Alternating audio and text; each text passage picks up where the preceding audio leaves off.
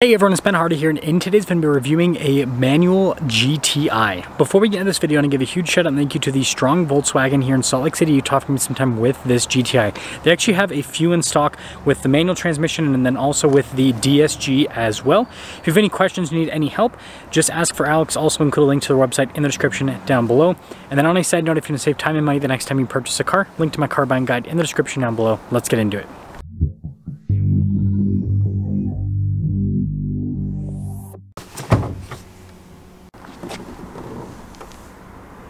Under the hood, we have a turbocharged 2-liter 4-cylinder that goes through a 6-speed manual transmission. Fuel economy is 23 around town and then 34 on the highway, with power outputs being 241 horsepower and then 273 pound-feet of torque. Now, before we move forward with this review, I do want to mention, if you want to see more videos just like this, then I recommend you subscribe because I post content every single day. So starting with the hood, I like the lines on either side. I think that looks really sharp. And then popping down below, look at the headlight design here, and then you guys can see the red trim then goes to GTI right there. And then the thing I love about the GTI are the little lights here at the bottom of the grille. And putting it all together, I think this looks really sharp from a design perspective. Now around the side here, our tire wheel setup is 235, 35, 19 on the front and over in the rear. And you guys can see here with the wheels completely blacked out, we also have the red brake caliper. Got the GTI badge here on the side, and then also have like the mirror caps and the door handles is also blacked out. And then here is the full side view with the GTI.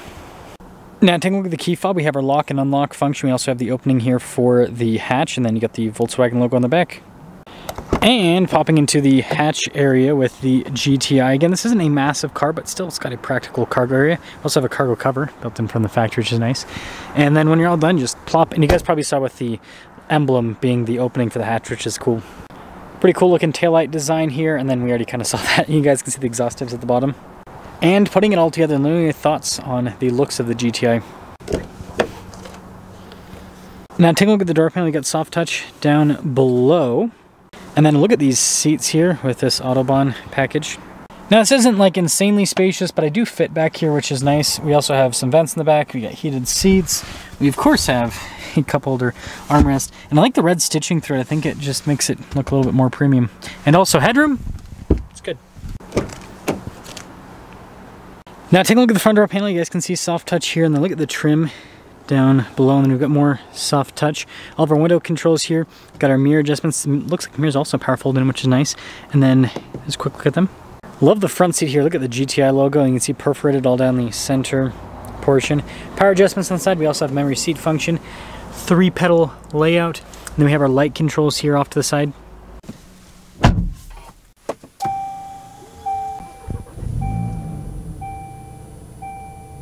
Now taking a look at the steering wheel, you guys can see perforated on either side. You got soft touch here at the top and at the bottom. GTI logo, which is nice. We got a bunch of practical controls here for like the center stack, your heated steering wheel button. You've got your adaptive cruise control as well. Yes, this manual has adaptive cruise control. And then your regular stocks here on the back. We've got this big digital gauge cluster here in the center, which functions pretty similarly to Audi's virtual cockpit. And I think it's a good thing because not only does it look cool, but it's also very practical. Now, sorry about the glare at this shot, but in reverse, we do have a backup camera with directional lines that turn the steering wheel. Resolution with it's pretty solid.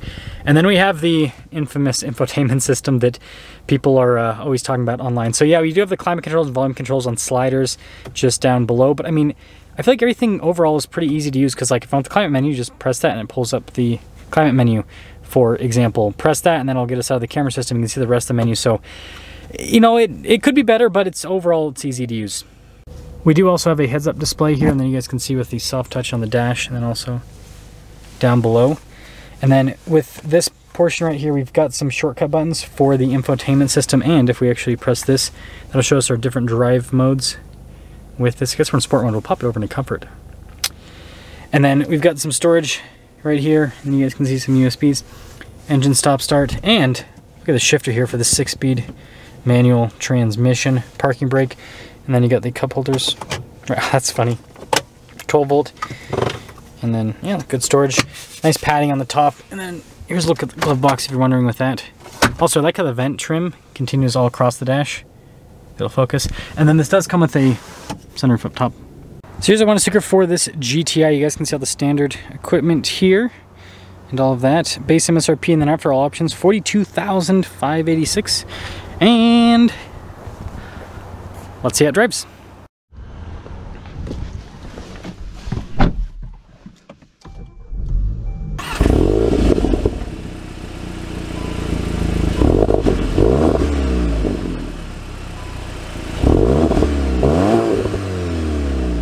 Let us talk about visibility before we set off. Here's visibility over the hood. Hoping to see the heads-up display, both the mirrors, and then through the rest of the rear. And also, Harman Kardon sound system in this sounds pretty dang good for a little hot hatch, right? I like the golf ball in the front. It used to be the whole shifter was a golf ball. Now it's just like the front of the shifter is a little golf ball. It is very interesting, but it's one of the cool parts of the Golf.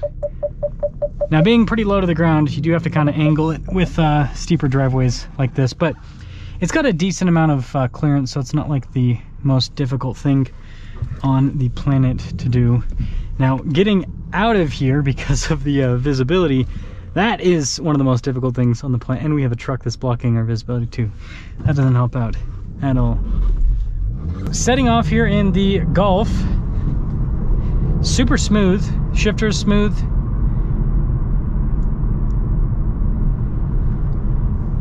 And I mean, the car itself, you know, it's pretty typical of a car within this segment. It looks like it, I think I'm in sport mode. Let's see. Yeah, we're in sport mode. Yeah, pretty typical of a car in this segment. Like, it's not going to be the most insulated cabin on the planet. It's better than something like a Wrangler or a Bronco in terms of noise, but you know, it's not like a Mercedes or, you know, electric car like that in terms of noise insulation. So it's kind of normal car sound deadening.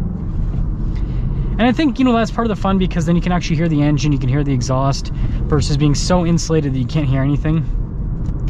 The shifter is actually pretty good.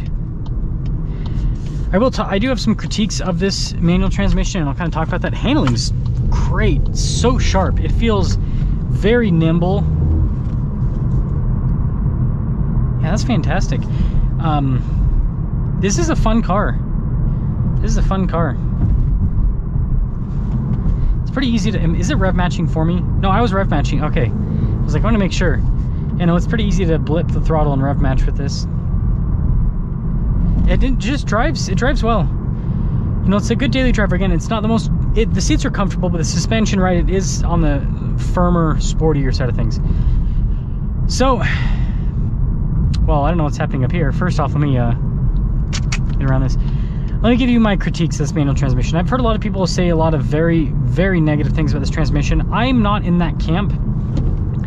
My honest thought is the gates are actually really good with the shifter. The problem with this transmission is not the transmission itself, it's actually just the shifter head. It's too light.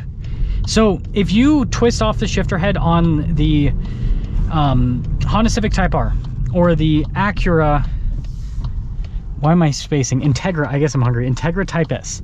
It's heavy. Like, the shifter head is very heavy. This is really light, and that's the problem. And so, because like all the weight's down low instead of up high, and what makes the shifter feel, you know, part of what makes the shifter feel good, it's not just the gates, it's also just the weight. So if Volkswagen really wanted to fix this manual, quote unquote, fix this manual transmission, all they need to do is just spend some time engineering a more, like a better weighted shifter head, right? I was gonna say more balanced shifter head in terms of how it's weighted. That's it, and they're good. So let me know your thoughts on the Golf GTI. I think this is a fun car with the manual transmission, and I guess that's something you could just fix yourself. You just take off the stock shifter head and just go to a dealership and break the window of a Honda Civic Type R, pull the shifter head, boom. I'm just kidding. Don't do that, please. But yeah, if you just did a different shifter head, it would make this experience a lot better. And I mean, yeah, it's actually it's really good transmission. I'll see you.